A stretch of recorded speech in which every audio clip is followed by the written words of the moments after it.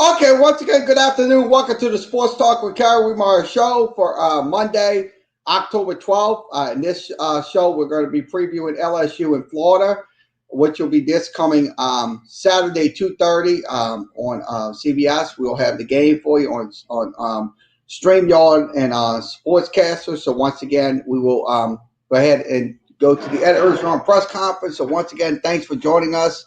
So let's go ahead and send those links out to everybody before we join the editors room press conference in its entirety. So we'll do that. So we'll go ahead and send your links out. So we'll go ahead and do that. Let's go ahead and send our links out to you. So we're going to get ready to send links out. How's everything going? Getting in position.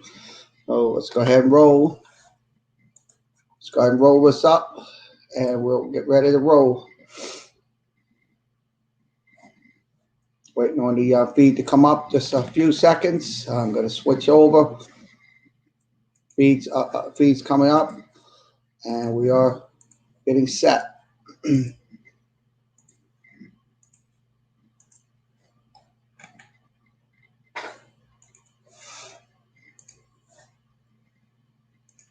Not that this can't change, but as of yesterday on the right at 17,000. So, again, this can all be changed. I have to imagine with the governor announcing he would allow a full attendance, that there's at least some discussion going on, whether or not the university feels comfortable doing that and allowing their athletic department to make that type of move at this point of the season.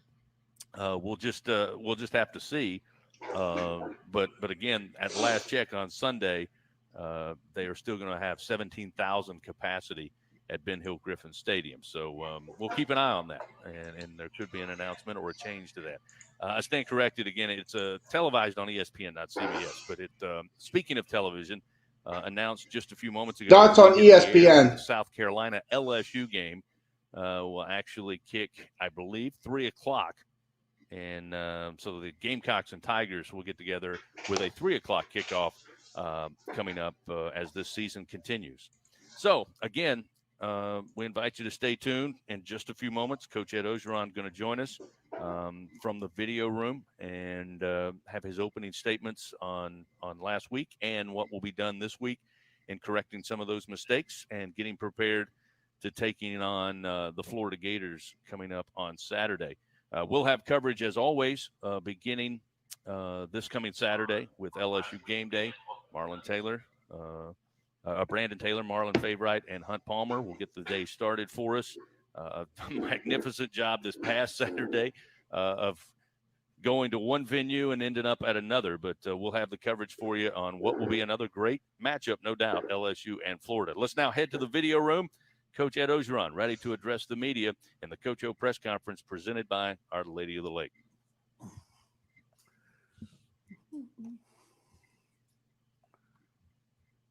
Waiting on the video. No video coming through.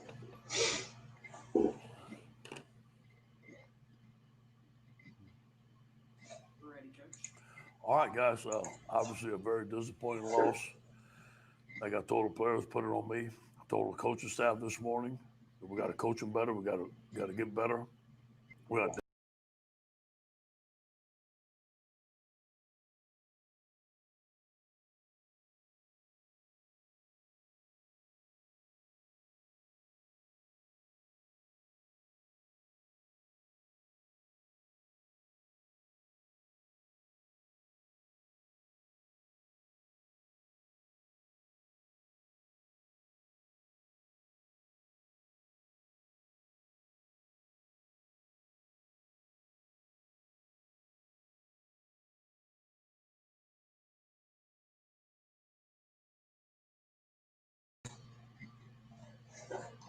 So everything switched.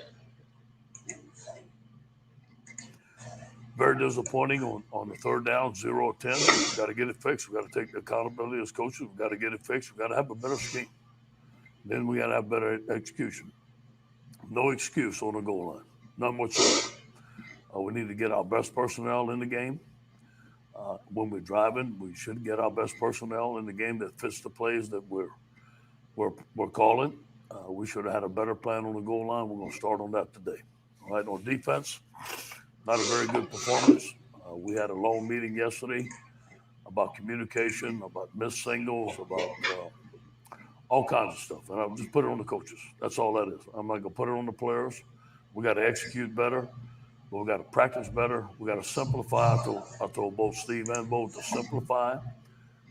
Make sure that our players can do it. I don't care if we have to play one defense and one coverage. Play it right. Do whatever we need to do. Put our athletes in a good position and let them make plays.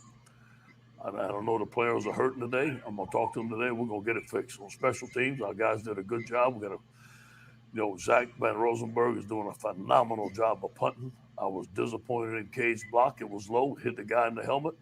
That could have been a game-winning field goal for us at the end. The kickoff team, we need to look at our personnel. We need to look at our kicks. Avery's kicking it deep, but he didn't kick it in the right position. And some of our guys got out of position on our kickoff. So we're going to look at the personnel and some of the things that we're doing. Overall, we're going to stay positive within this program. It's my job as the leader. I take accountability of everything to get it fixed. And we're going to get ready for Florida. Very good football team. There's a couple of things on Florida. I think Dan Mullen's outstanding game day caller. I've known Dan for a long time, been against him. And we got our work cut out for us. He's an excellent coach. He's got an excellent staff. This is one of the best staffs we're going to be against and one of the best personnel we're going to be against. So we got a lot of respect for Florida Gators and who they are. Kyle Trask is an excellent quarterback. Kyle Fitz is an excellent tight end. You can call him a tight end, but a receiver. One of the best players in America we're going to see. And then Tony is an outstanding receiver. They got a lot of speed. As we know, Florida's got a lot of speed. I'm very impressed with their running backs. They run hard. Yards after contact is the biggest and best offensive line we've played so far. A big challenge for our defense. A big challenge to go toe-to-toe with them, make the proper calls, make the proper adjustments, and cover their wide receiver and tackle their backs. It's not a hard game plan. On defense, Todd Grenham's an excellent defensive coach. They're not playing the defense that they usually play, but I know against us they're going to play great defense. He's a great defensive line coach. They always have speed on the defense. Brandon Cox, junior defensive end, Latrell Miller. Those guys are good players, but they have good players all over the field. This is going to be a big challenge for us. Our third road game in a row, we can't blink, but we got to fix LSU first today. And it's going to be a big day today. We got goal line, we got short yardage going in, we got corrections.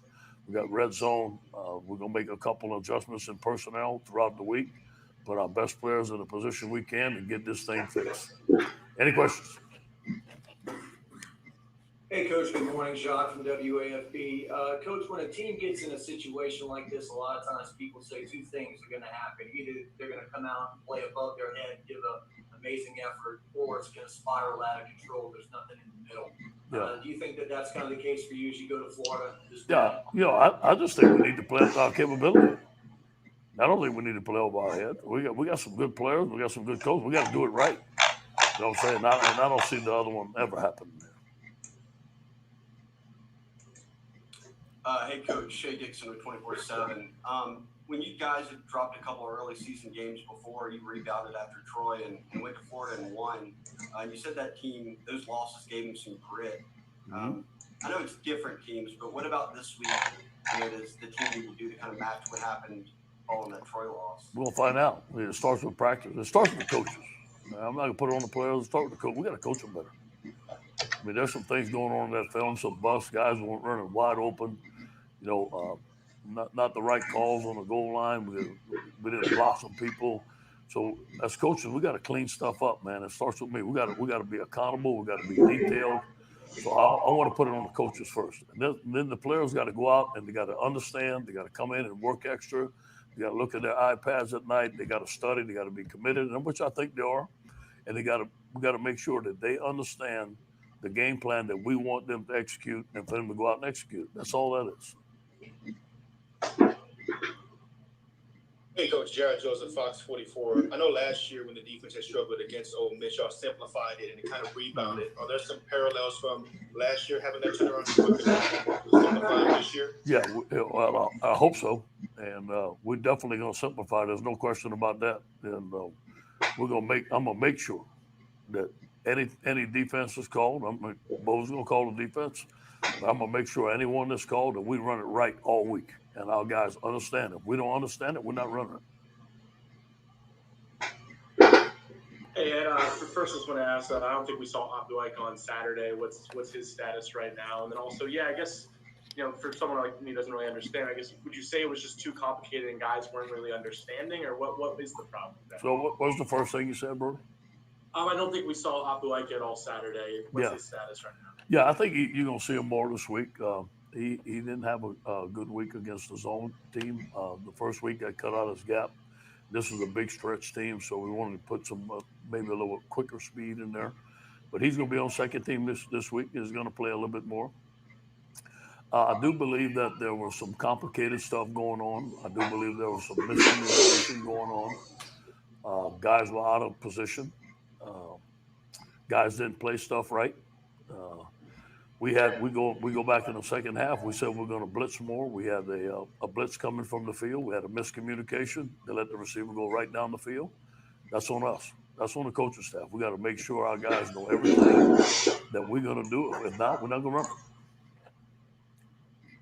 Coach, obviously, a lot of us have made note of the fact that you said in the offseason that the defense looked better than it did at any point last year. What were you seeing in practice that you liked, and what has not translated to the field in these games? Yeah, I saw a defense with a lot of pressure. I saw a defense running around, making plays, eliminating explosive plays. That's why I said it. I know some of you have tried to burn me on that. I get that. It ain't no big deal. But that's what I saw, and I told the truth. I didn't think we played great defense last year.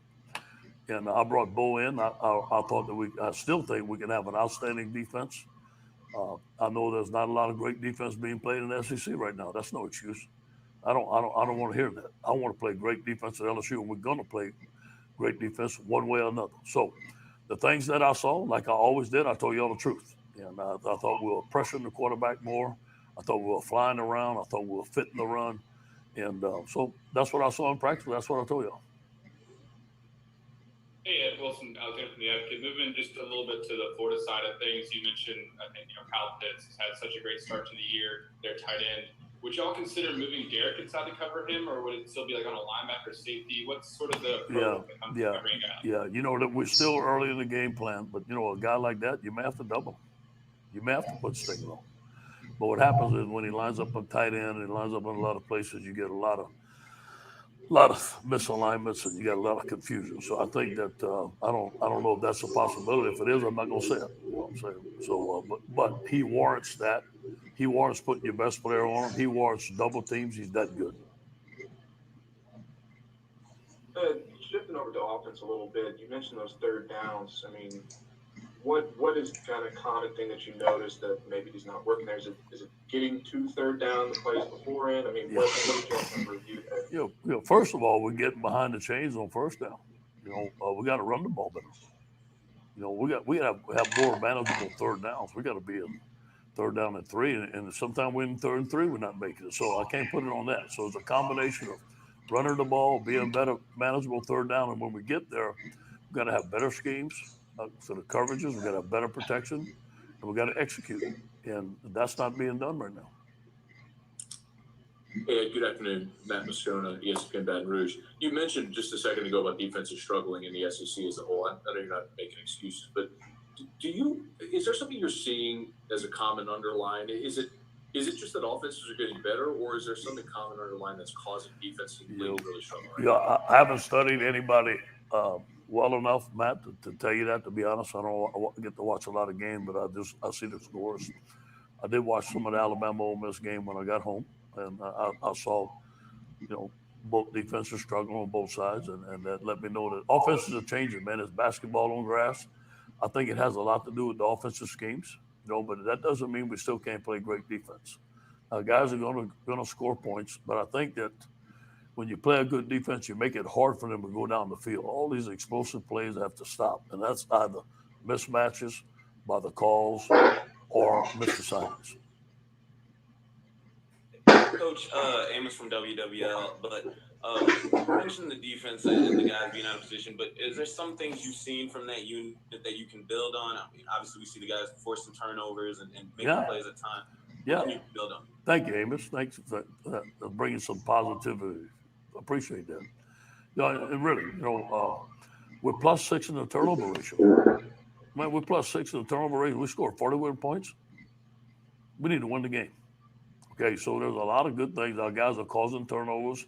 Our guys are going after the football, just like I saw all camp.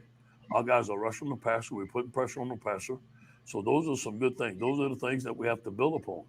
I really think that we've beaten ourselves. I think when you look at the film, it's not the other team that beat us. We beat ourselves. Hey, Coach. Ed in New Orleans here. Good afternoon. A couple of questions, if I could, please. Do you think that the fix on defense is going to be easy or difficult? And two, I went back and looked at the tape, and there was a lot of those runs where the backs weren't even getting contact until they got to the second level. Mm-hmm. What can you do to fix that specifically? Okay, first of all, I think it's the first question. I think it's somewhere in between. I think that first of all, we have to simplify and put our players in the best position that we can be. And I think when you do that, our players are going to make plays. So I think it's somewhere in between. It's not as difficult as it may look, but it's not easy. I think it's somewhere in the middle. And it just starts with us. It starts with coaching. Second of all, they're running a lot of counter plays, all right? And sometimes we're spilling that, and the linebacker was going too wide, and the defensive tackle, the end, was supposed to shove him down the line and let the linebacker come free. He wasn't getting that done. His eyes were in the backfield. Poor fundamentals. So there's some things that you saw there. We're going to make some personnel changes, maybe get some bigger defensive linemen in there that we can play the run better. Obviously, I think our pass rush is pretty good right now, but we got to be able to stop the run better. I think it's all about playing bigger guys up front, playing better technique. Hey, Coach, I'll try to be positive and ask a question at the same time. The relationship that Miles and his receivers, Eric coming along, and Terrence really had that connection, that go-to ability. Could you just talk about the positive nature of that? Yeah. Their feeling, but then also the linebackers in coverage. Again, that's just something that I wonder about. Is Jacoby better served? Maybe not playing as close to the line as he has been. Is there a compromise there that you see? Yeah. First of all, very proud of Miles and his receivers. And, going into the season, that was the big question mark. Well, I think he's answered that. And the 3 games that he has, he's played pretty darn good. He's gotten better every week. So I'm really proud of him. I'm most proud of him taking that hit on the sideline and coming back. You know what I'm saying? The question was he tough enough to take a hit? I thought he was, but I always said we got to wait in the game to see if he can do it. And he came. He stepped up in the pocket. He made great decisions. And, the receivers like Terrence Marshall and Eric Gilbert, those guys are answering the bell. I think they're playing very well. Okay. Jacoby Stevens did have some miscues. We're trying to find him the best place to play. Jacoby's an outstanding rusher. That's one of his best attributes. Last year we rushed him. We had a defense called Saw Dog, and he was playing like outside linebacker, and that's where he was most effective. I had a meeting with him today. He knows there's some things that he has to work on. I had a meeting with the coaches. They know that we need to put him in better positions for him to make plays and use the talents that he has.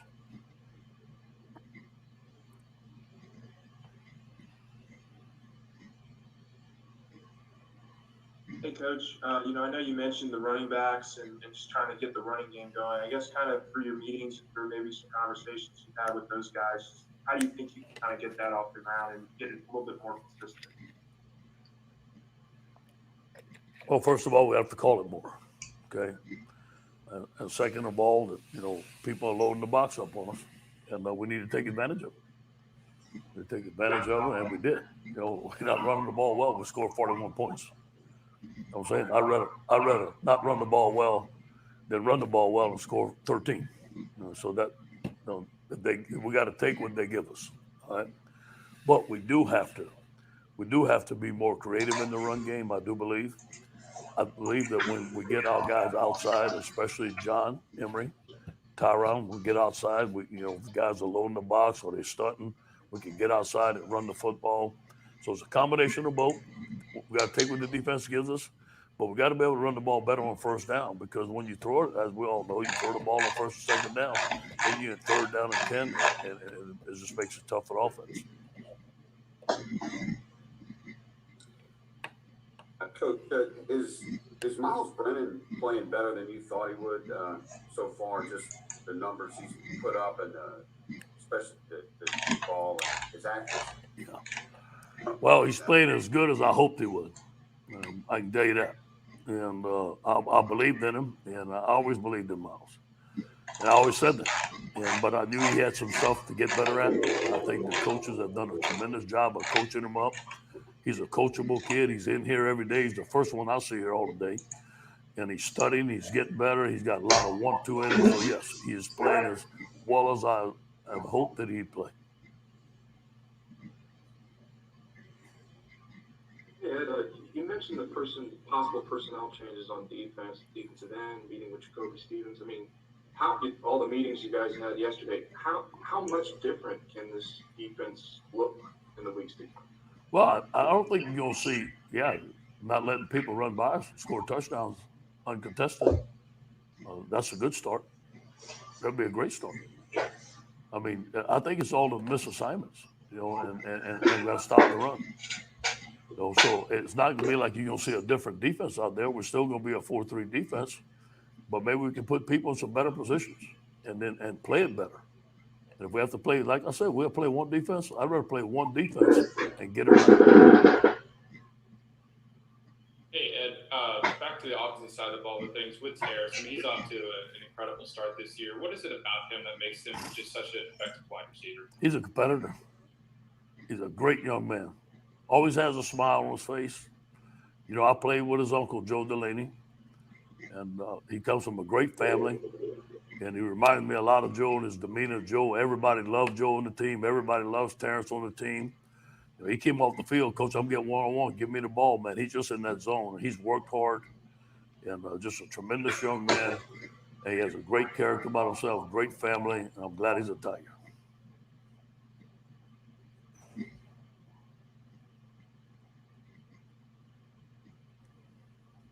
Yeah, Coach, was Derek Stingley not 100% as a game? No, he sprained his ankle on the down marker.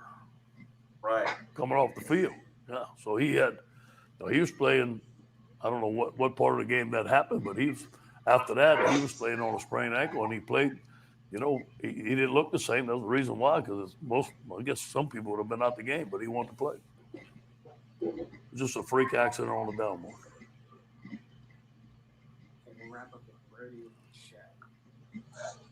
Yeah, I mean, it does seem like Miles Brennan has been getting better each week and whatnot and progressing. So obviously, here's a big test going into the swamp. It's a whole different environment. So how do you think he's ready for that? Well, we're going to find out. We're going to find out how we handle the crowd noise. We're going to have crowd noise this week. We're going to go against the best defense we've seen, the fastest defense we've seen. We got to protect it. And the windows are going to be tighter. There are going to be more hits. I think he's ready to do it. Hey, Coach. We can obviously see that Brennan has just looked so much more comfortable week 1 to week 3. Who are some other guys that when you watch the film sort of made those strides? Yeah, he's the one that stands out. And obviously, Terrence and Eric Gilbert are playing well. Torrey's playing good for us. I thought Tyron had a good game. I thought Tyron, the more you give Tyron the ball, the better he's going to run the football. John had a good game the second game, so those guys are showing out for me. On defense, we got a ways to go, man. We got guys that we got to get better. And I don't want to sing anybody on defense. When you give up 45 points, nobody's playing well enough. Thank you, guys. There you have it.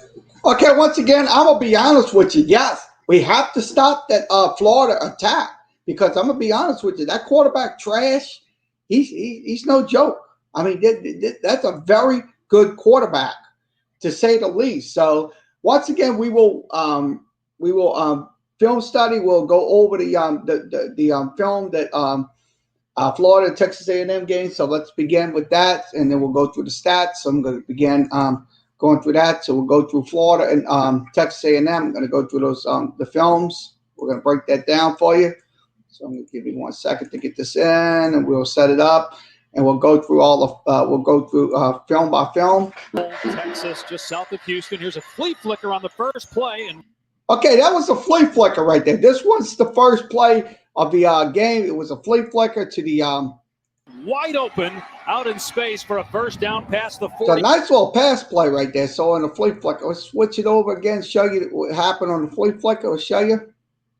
Texas just. So this is a play that happened right here. Nice little pass play. So he's going to get it out to his wide receiver.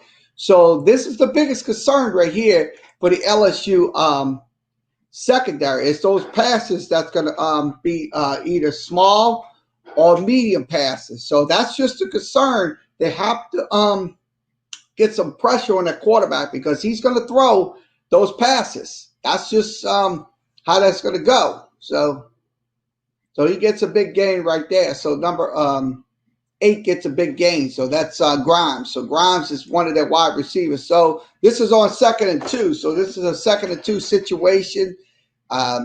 He will drop back. He will hand the ball off. So we'll see what happens on this left run. So he'll go around that left side. So he's going to go around number 27. That's on one of their backs. So he's going to go around the left side, and they're going to get some yards on that run.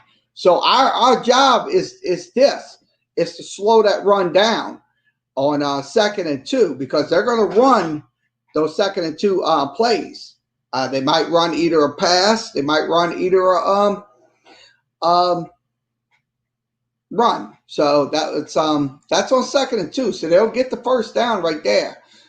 So that's the biggest play. Now this is on 4th and 1. So they're going to go on 4th and 1 right here. So let's see what it's definitely they're going to be going on 4th and 1. So they'll run it to number 20. So number 20 right here is going to get that yard. So he's going to get the yard. So that's the biggest concern. That's the 4th and 1 situation that we cannot allow them to get those yards because that could be detrimental to a defense. So 4th and 1. So that was a nice little run play, but that was against the Texas A&M defense.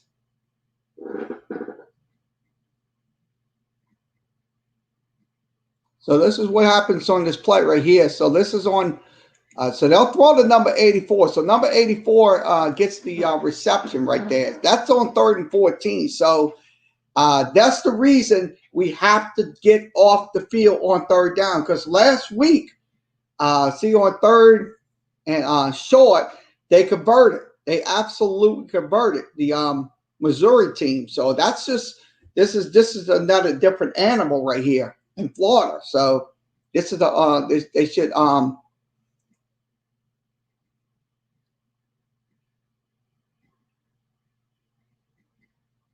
okay, this is on 3rd and 4 situation. So that we're going to go through the 3rd and 4. Once again, Texas A&M's running 1, 2, 3, 4 down linemen. They're going to be running those 4s. And so they're going to throw. He's going to get to his receiver. So he's going to throw to his receiver right there. That's going to be a middle pass right there. That's going to be into the left corner. Nice little middle pass to your left corner, and he gets it in. So that's number 1. So that's another guy that's on Tony. That's another guy that's going to be a good receiver for Florida. So that's the concerns right there. We have to stop him from getting those downs because they could convert on 3rd and 4. 3rd and 4, either 3rd and 1 or whatever.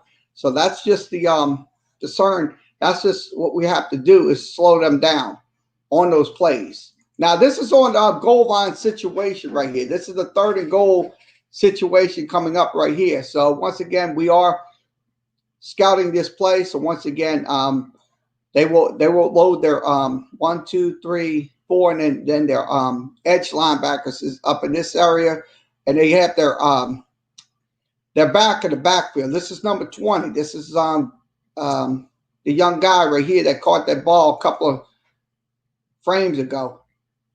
He'll throw the pass right there. So it's a good little pass play right there. So he'll get it out to his receiver. So that's number 84. So number 84, I'm going to tell you, this guy right here, we have to be more aware of right here. It's number 84. That's on the 3rd and goal situations. going into a game right there. That's Pitts. Because I'm going to tell you, this guy can catch the ball. Can flat out catch that ball. That was on that 3rd and 4 goal situation. So this is on, let's see what happens on this defensive play. This is on 3rd and 8 situation. Kellen Miles is the quarterback, so he's going to drop back. He's going to throw a pass play, and that's going to be a good good pass play right there. Number 85 gets the reception against that Florida defense. So that's a good little combination right there. Good little penetration. So this is on 1st and 10. So Kellen Miles will be the quarterback, and he will try to play action, nice little play action pass, and he'll throw it, and it's going to be a big gain right there. So you can get some big gains on this Florida defense because that was a big give-up play right there on 1st and 10. So he just goes in there and gets the 1st down on that situation.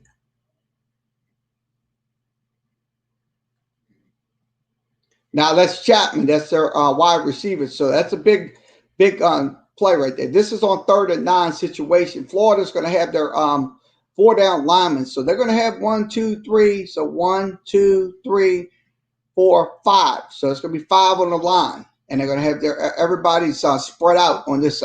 They're expecting a pass on this play. So this is going to be what happened. They got one back in the backfield. So they're going to use one back, and then they're going to have their wide receivers spread out to the right side. So here's what happens on this play. So this is so he's going to drop back. So we're going to keep pausing. So he drops back. He's going to go 3, and he's going to hit his wide receiver. So he's going to hit his wide receiver in that flat. So that's the thing we have to stop is those flat passes because they did a pretty good job. Texas A&M, they did an absolute pretty good job against that defense of Florida. So that was on 3rd and 9 situation.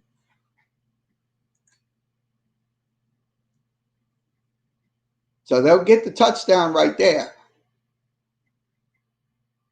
Now, this is on 2nd and 4. So Florida will have the running back in the backfield. They'll have their so they'll line up. And once again, we're going to see where they 1, 2, 3, 4, and 5. So that's going to be 4 down linemen right there. So it's going to be 4 down linemen coming in on 3rd and 2nd and 4.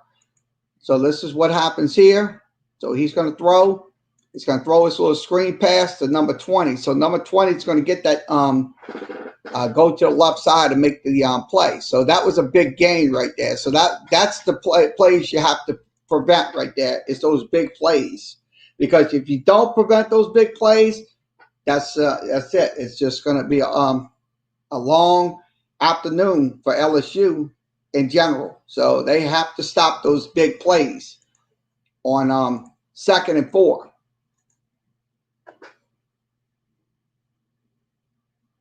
So he gets the big gain right there. So number 20 gets the gain. So this is on 3rd and 6. Florida will their quarterback. Let's see how he throws. So he will throw that pass. He's going to throw a pass right here. So it's going to be a big gain right there for a touchdown. So it's a good little pass play. So he'll throw it to number 1, but a flag came in on that play. So that was Tony. It's another guy. That's a good wide receiver. So they got some great wide receivers for Florida. So now this is on 2nd and 5. 2nd and 5 situation. They will have a runner in the backfield. So let's see what happens on this play. So they'll throw, and they'll throw a pass right here, and it'll be a nice little gain right there against the Florida defensive people. Okay, this is another play we're going to be looking at. This is once again, this is 2nd, 3rd and 2. So Florida will put their 1, 2, 3, 4 down linemen, and then their cornerbacks are spread out. So everybody's spread out looking for a pass. So they're going to throw that pass play. They're going to throw it right into coverage right there. Nice little defense play right there by the Texas A&M Aggies to get that first down. So he just gets it to the marker. And once again, this is on 1st and 10. So Florida will once again run 1, 2, 3, 4. So it's 4 down linemen, and then the guy covering their one's covering his man. So here's what happens. So Kellen Miles will throw a pass right here, and it's going to be caught. So nice little reception right there for a big gain. That's going to be number 0 for Texas A&M. So he's going to get that reception. That's Smith. So once again, Florida is going to be running their 3 down linemen. So they're going to go back to the 3 down linemen again. They'll have one guy covering their the man, but this is a 3 down play right here, and that's a catch right there, and he makes it. Chapman makes that catch against the. So he gets it at the 10. Gets it around the 1, 2, 3. He gets it around the 7-yard line. So it's a nice little reception, close to a first down. So he gets past that marker. So nice little pass play right there. So this is on 3rd and goal. So once again, Florida is back in their goal line situation, the defense. So here's what happens here. So they're going to pass the. They're going to throw a pass play right here. So it's going to be a nice low pass up the middle. So that opens up the lanes right there for a touchdown. So that's if LSU could come out in this game and get those passes out, get like middle passes or whatever, that can cause some friction against the Florida defense. So I would say this, look, if you could throw a good pass, throw a good screen pass, throw a good middle pass, that would be a good combination right there. For so that was a touchdown right there. So it's a pass play for a touchdown to Chapman again. So Chapman was catching that ball against them. So once again, this is on 2nd and 8. So Florida will pass here. He will throw it to number 89. He gets a reception right there. So he gets a nice little reception. So that's the concerns right there. We have to slow these guys down. So they're going to throw to different receivers. So they're not going to just throw to one receiver. They're going to throw to entirely different receivers in those plays. So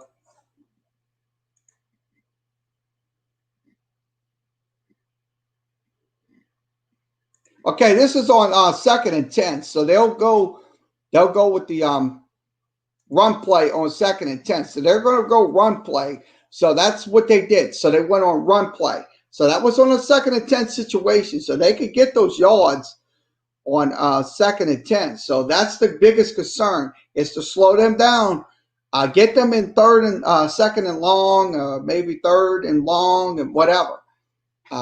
If you have to do that.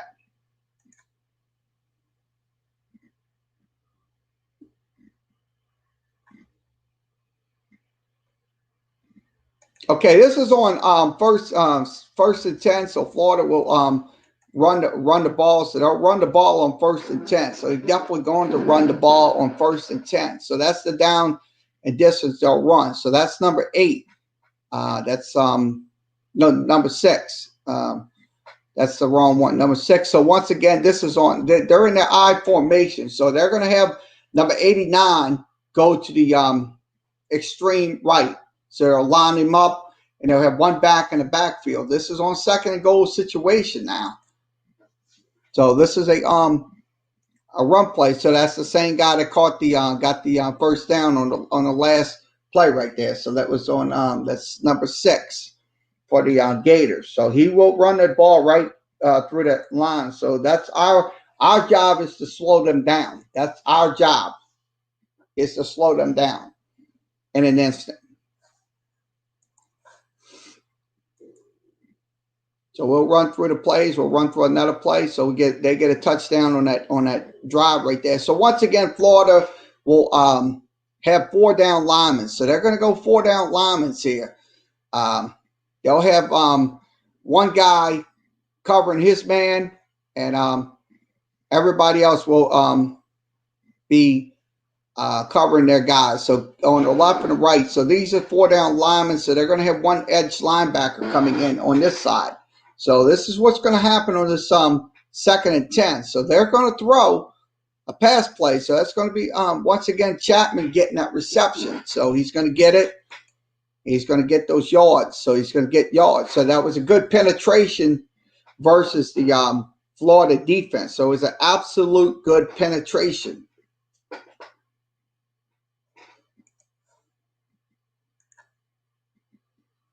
So this is once again Florida will go on 2nd and 5, 4 down linemen. So once again 4 down linemen's coming in. So 1, 2, 3, 4, and then the other guys are going to be spread out. So these are 1, 2, 3, 4, 5. That's about 6. 1, 2, about 5 people on this side right here. So that's going to be in that vicinity. That's going to be a 2nd and 5. So they're going to go on 2nd and 5. So they're going to get some. They're going to run. So they're going to run that ball on 2nd and 5. So Florida.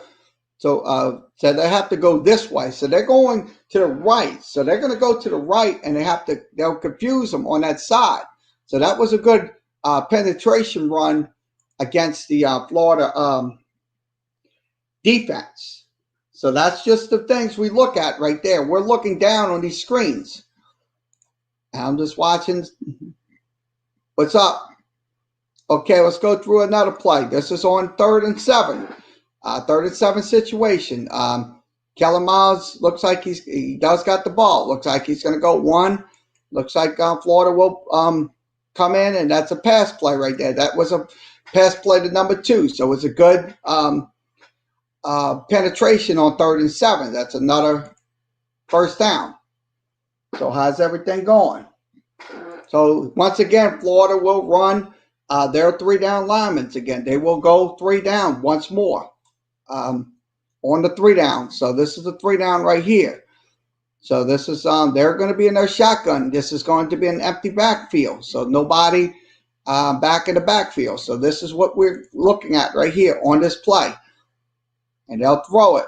And they'll throw it to number 2, and he will get that reception against another number 2. That's for another team. That's Florida right there. So that's a 2nd down and 10 situation. That is a big game right there.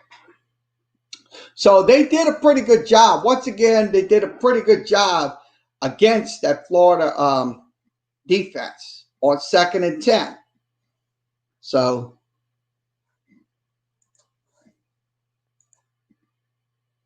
I'm going through all. Once again, this is empty backfield once more. Empty backfield. No backs in the backfield. Once again, they will have their 3 on the line. So it'd be 3 on the line. And this pass play right here, this is going to be caught, and that's going to be up the middle. So it's a nice little middle pass play right there. So they'll get the first down on that 3rd and 6 situation. So this is a field goal situation right here. This was a field goal. So he'll just hit a line drive, and he just puts it through on that one. Now, it was 21-17 with 12:34 remaining. Once again, Florida back in the shot. Let's see what happens here. They'll hand that looks like a nice little fake on the so he gets the run right here. So number 27 will get that yardage. He will get yardage on that first down at 10. So he gets towards that marker. Now, this is once again, this is 1st and 10. One back in the backfield. The 3 wide receiver sets. These are going to be the 3 wide receivers on the sets right here. And we're going to see Texas A&M get 1, 2, 3, 4 down linemen. So we're going to be going through those 4 down. This is the 4 down lineman situation right here. So they'll throw the screen. So they're going to go screen on this play right here. So they're definitely going to go screen. So they'll get the necessary yardage right there to go on the screen. So we have to be more ready to defend that screen, because that screen could be detrimental to a defensive line or secondary or whatever.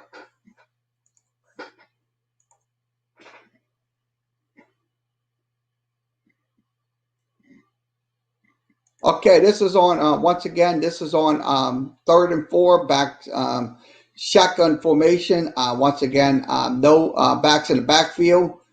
So once again, they will try to roll a pass, and that is going to be a deep pass right there. So nice little deep pass. But the thing is, on those deep passes, you have to be very vigilant. Not get a penalty on it. You have to be very vigilant and try to knock that ball down. That's what we have to do, is knock that ball down, because that could cost yards, right? That could cost the team not to get off the field on 3rd down. That's on the defensive side.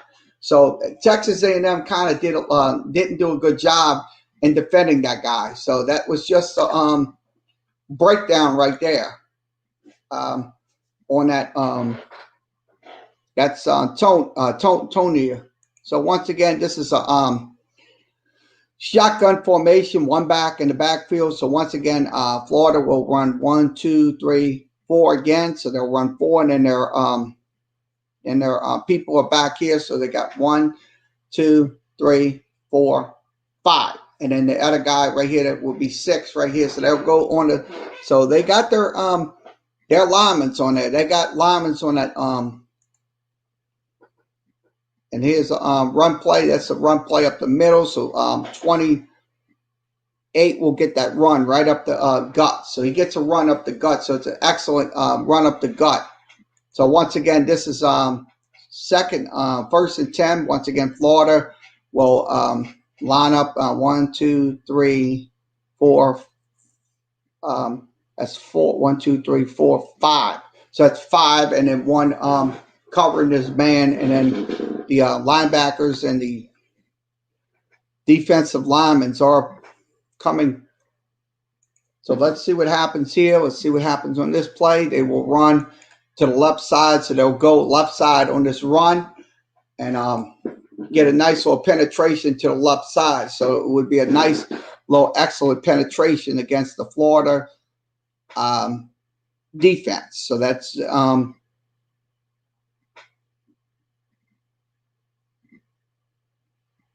so this is once again a 2nd and 4 situation. They will have shotguns. So once again, one back in the backfield. So it's a back, and then the wide receivers on your right. And let's see what happens on this run.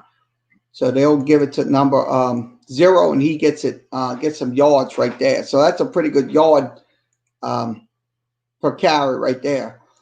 So here's another run play. This is up the left side. That's 0 again, so he's going to get that run. So once again, good defensive offensive penetration against that Florida defense.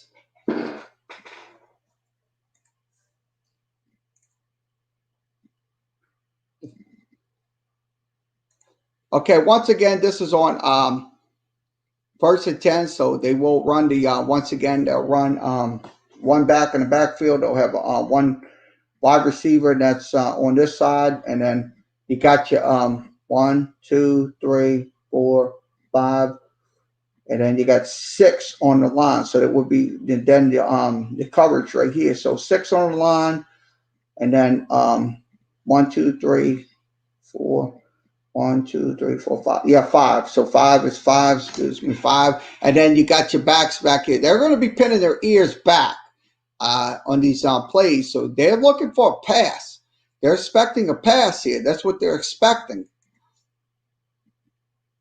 So this is what happens. This is a pass play. It's a nice little screen pass. So they was expecting a deep pass, but they'll get a screen pass for on a 2nd and 12 situation. They'll get those yards back. So they'll get some yards back on that play.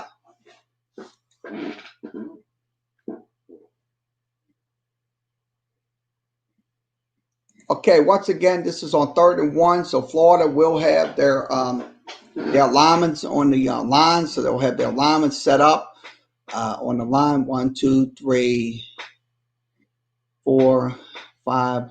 Looks like 6, and it'll be so their linemen. They'll crowd the box right there. So they got their people ready to. These guys right here, these guys are waiting for a pass, and this guy right here is waiting for a pass. So he's going to be covering. This cornerback right here is going to be covering his man. So he has to cover his man. His job is to cover that man. So and that run play, and they get it up the middle. So nice little run play. That was on 3rd and run. So 3rd and 1, so they'll get the run play in for the touchdown on that run play.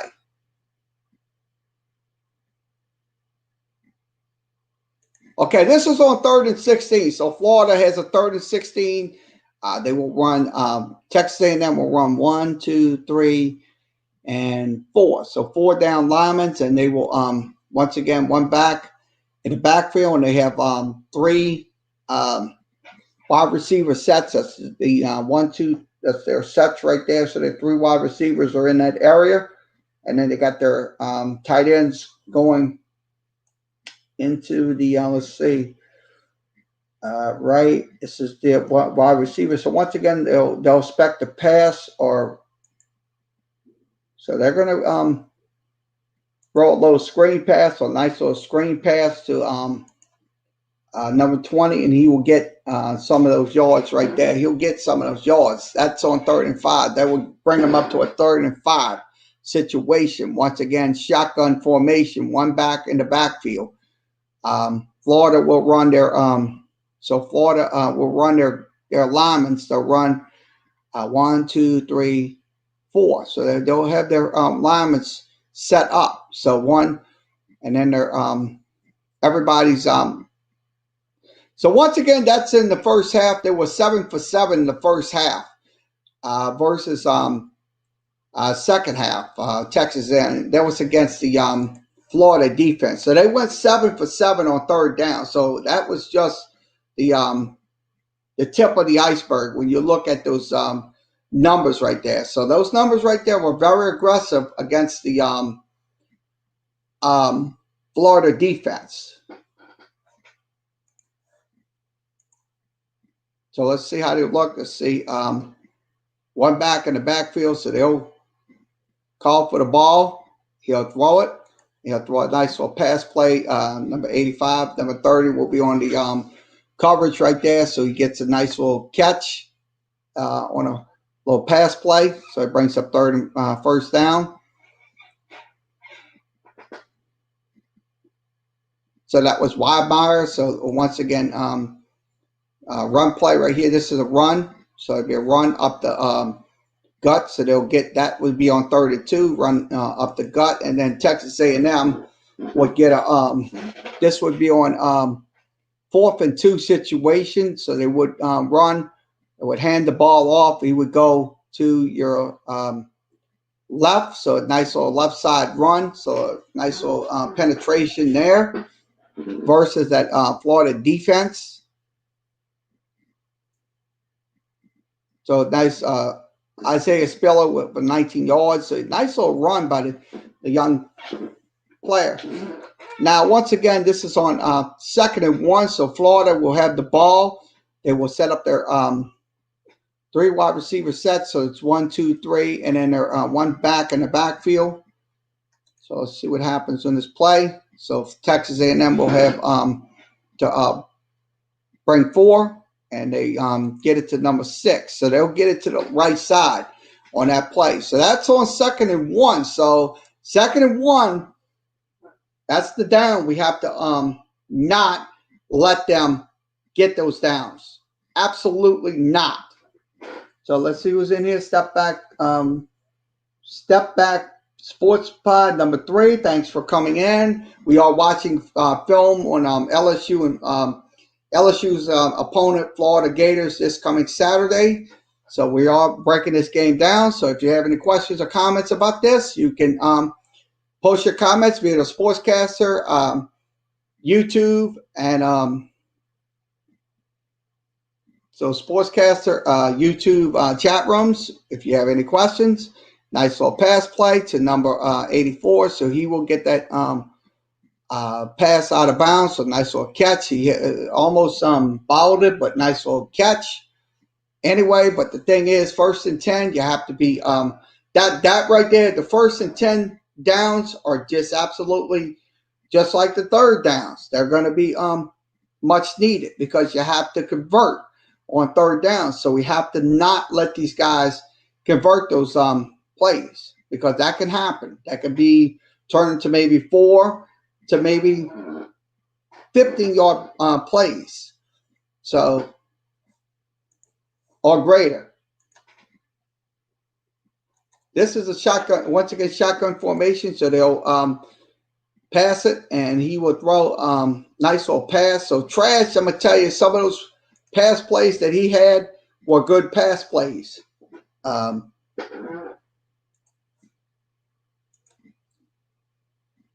it looks like, yep, he 3rd and 5. So, yep, it looks like he did catch the ball, but it was hit the ground. Looks like it kind of hit the ground on that play. So, once again, field goal by Florida was a 53-yarder. Nice little field goal attempt. So, they just got 3 out of it, tied up at 31. So, at Texas A&M would mount up a drive. So, this is a drive right here. Nice little pass play, but it fumbles it.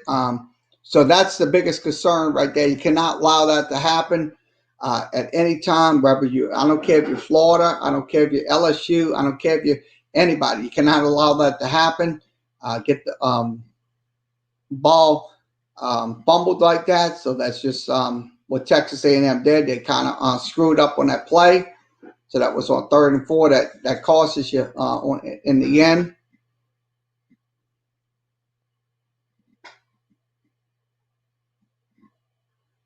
So I'm going to be running some plays. This was a nice little strip right there. So he did strip it. So that defense is absolutely optimistic right there. They're absolutely, that's something you cannot allow to happen, is get that ball stripped. You got to hold that ball like it's a loaf of bread.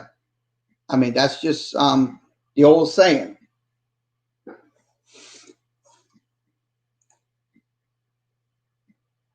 So this is on 2nd and 11. So we're going to go through the 2nd and 11 play. This is what happens. So they'll drop back. He'll go 1, 2, 3, maybe about a nice little completion right there to number 1. So he gets it in there for a 1st down. So that was on 2nd and 11. So we cannot allow those 2nd and 11 plays turn into 1st down plays. Can't allow that.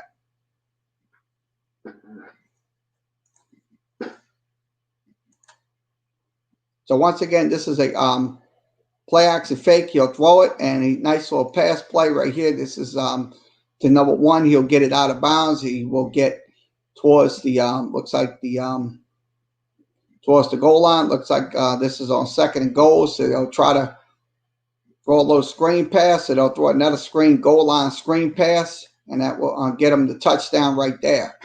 So once again, this was a shootout game right here. This is this is on 2nd and 3. So once again, Texas A&M. So the running plays in the second half, running yards was 29 for Texas, 129 for Texas A&M. So they ran for 129 versus the Florida 15. So they kind of was stagnant in the second half running the football. So they were kind of stagnant. So this is a now the rushing yards was 181 to 88. So 181 to 88.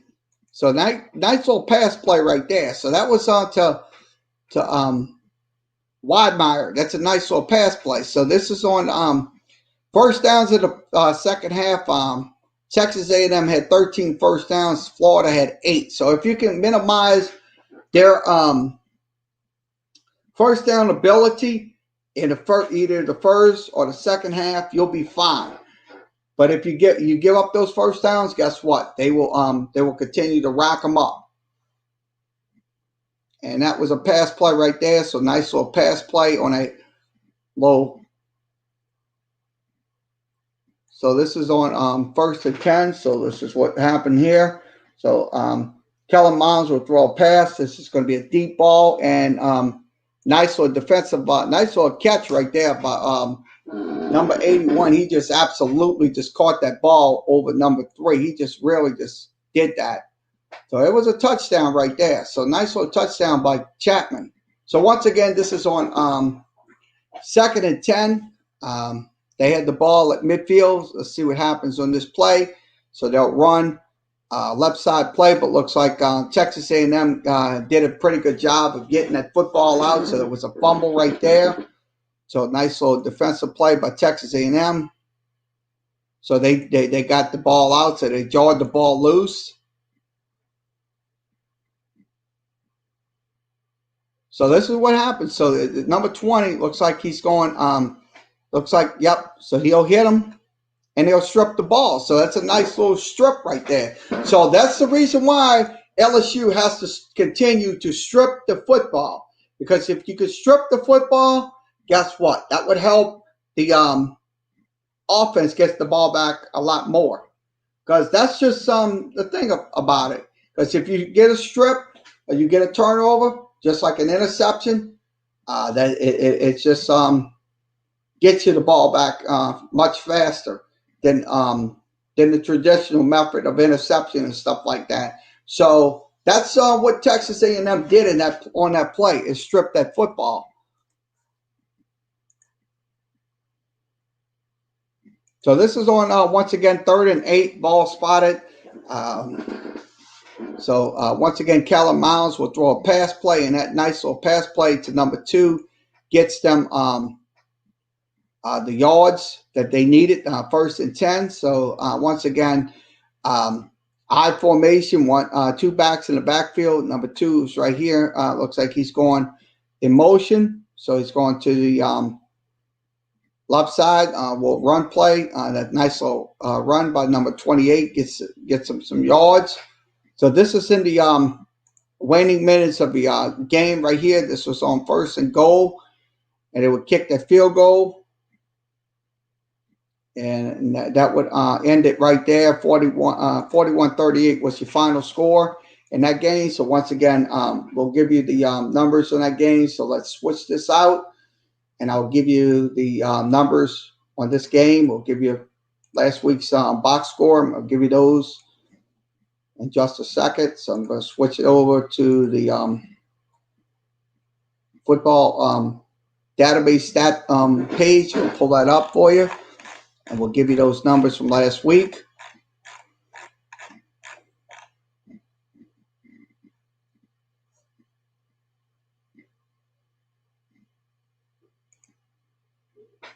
So there it is for last. This is the young man. Let's see. Let's give you the numbers from last week. I'm going to go ahead and give you those numbers. Okay, pull those numbers up. I'll give it to you in just a few seconds. I'm got to switch over my feeds.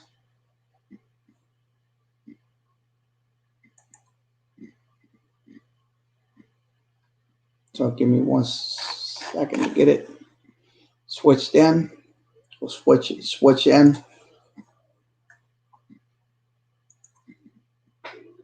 I'm gonna get those stats up on the screen, so we're gonna get them up. Okay, last week's stats. Let's give you those numbers.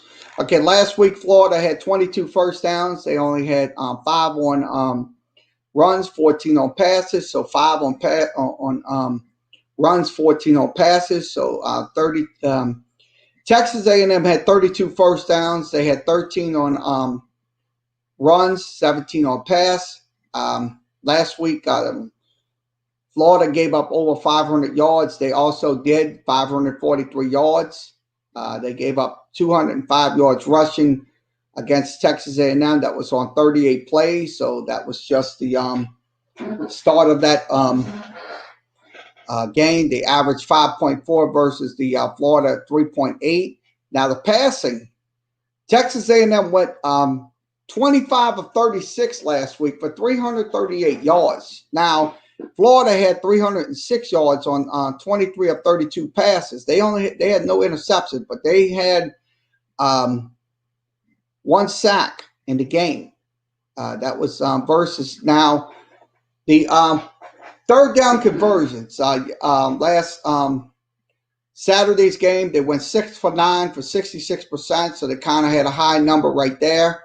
Texas A&M went 12 for 15, so both teams kind of had their converted on third down. So these are the numbers you have to be aware of. It's this third down number right here, 6 for 9.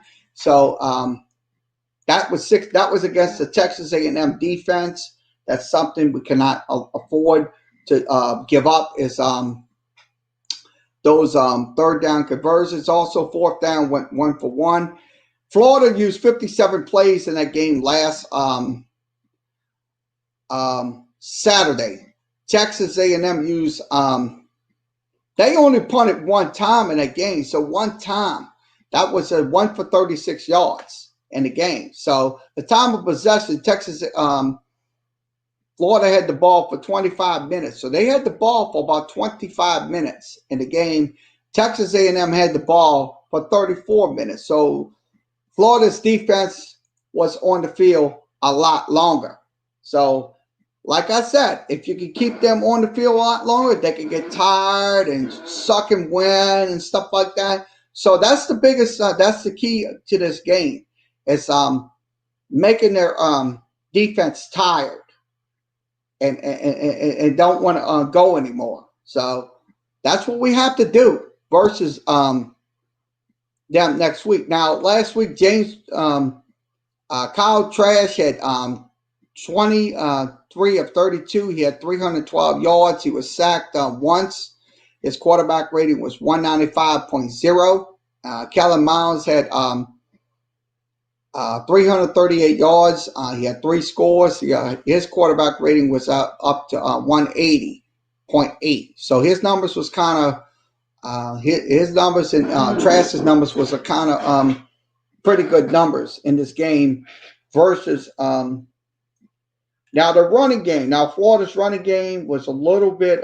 They only had 90 yards rushing in that game versus Texas A&M. So their main guy was Naquan Wright. He had 6 carries in the game. Also Damon Pierce also had 7 carries, and also let's see. Malik Davis had 5 carries, so they didn't have that much. So the only guy that scored their touchdown was Wright. Now, the main guy for Texas A&M against the Florida defense was Isaiah Spiller. That young man, he just absolutely just blew the lids off the Florida defenders. He had average of 6.4 yards per carry in that game last. Now, for the Florida receivers, Kadarius Toney, he had 7 catches. That guy had 2 scores. So this is the main guy we're going to have to be concerned about. Now they have Kyle Pitts. This is another guy that caught 5 balls. So he caught 5 balls. Also, Malik Davis caught 3 balls. And he only had 2 first downs. He was targeted 3 times in his game. Now, Trevon Grimes, it's another guy that could be a detrimental to the Florida offense. That's another guy that could be the key guys that's going to be in this game. So I look at it this way. This is going to be, once again, they scored in the first quarter. They scored in the second quarter. They scored in the third quarter. They scored twice in the fourth quarter, and then that was a 1-yard touchdown but they kicked the field goal, so that was a score right there. So they're going to score in bunches. They're definitely going to score in bunches. That's just there's nothing we can do about it. That's just the way it is. We have to contain their offense, because their offense absolutely gave up. Like I said, their offense was just absolutely off the wazoos in this game. They had over 300 yards of total offense. They gave up 543 on defense. So that's just something right there. Just a reminder right there of how Florida could be potent in those games. So let's go ahead and give you those numbers. Let's give you the rankings on them. We'll give you those rankings. And I'll go ahead and give you those rankings as we go. I'll go ahead and give you those. I'm going to switch it over to Florida's numbers. We'll break them down. Okay, let's see. We'll break them down in about a second. I'm going to go ahead and break those guys down. We'll give you an in-depth look at them. So we'll switch this out. Okay, once again, we'll give you their numbers. Once again, Florida's ranked second in the SEC and eighth in the FBS in scoring. They average 42 points a game. Also, in passing yards a game, they average 336 yards a game. They're ranked fifth in the SEC and ninth in the FBS. So it's 336 yards a game. So that's just how they work. They're 2-1 on the season. But they also ranked ninth in the SEC. So they're kind of next to last when it comes to running the football in the SEC. So they're ranked ninth. So they're just ranked ninth. They're in the top 10, but they're ranked last in the conference when it comes to those and 65th overall when it comes to those numbers. Now, when it comes to total yards in offense, they rank third in the SEC and also 16th in the FBS. So that's another reason why they're a very good top three offense. Now, in points scored, they're ranked 11th in the SEC by giving up 33 points a game and also 58. So they're last in the points given up. So they're ranked last. Now, they're also ranked last in pass defense. So they're ranked 12th in the SEC and also 70th overall in the FBS. So they're next to last. So they don't have a very good defense when it comes to pass, going against the pass. That's just something I'm looking at right here. I mean, I know Gator fans, I know you don't want to hear, but it is the truth. They are ranked 12th. But also, they're ranked 12th in run defense. So they're kind of lackadaisical when it comes to run defense for the Florida Gators. I hate to say it, but it is true. This is how we look at them.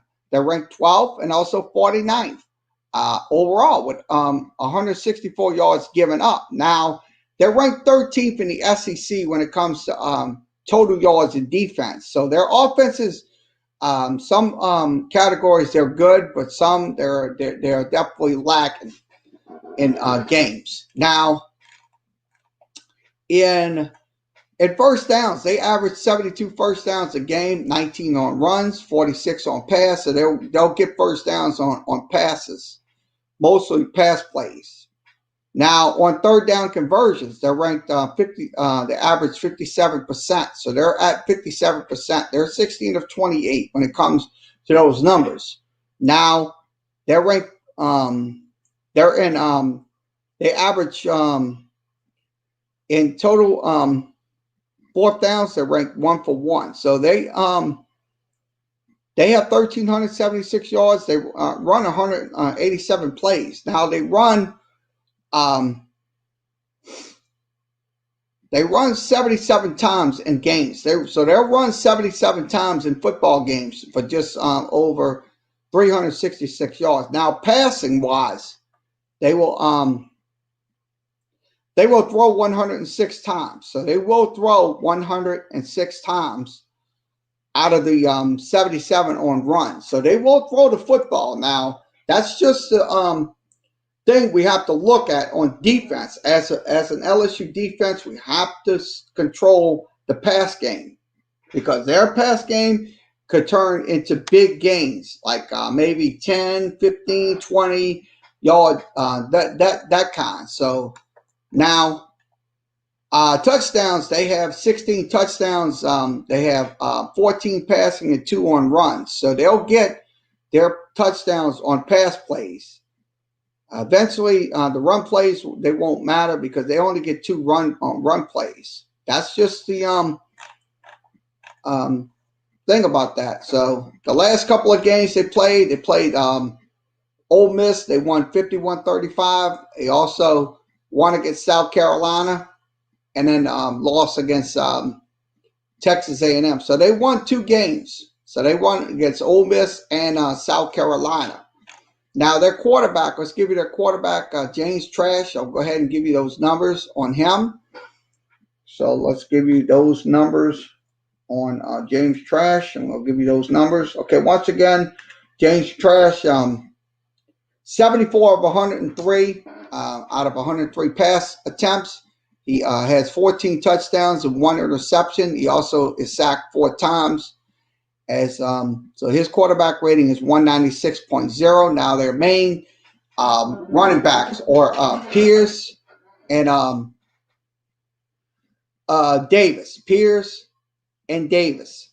That's their main running backs right there. He's averaging 4.9, close to 5 yards a carry in games.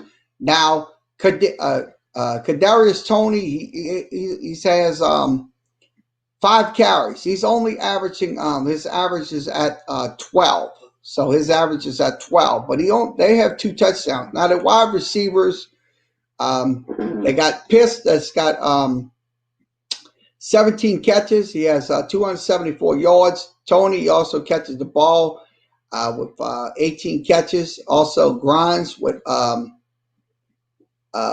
8 catches. So, and also Davis with 8 catches. So that's another guy. Now, Trent Whitemore has 5 catches. So it's another guy. So you're going to have these main targets. You're going to have these guys. You're going to have Pitts, Toney, and then you're also going to have Grimes. And then you're going to have Davis that's going to catch the football. So that's the next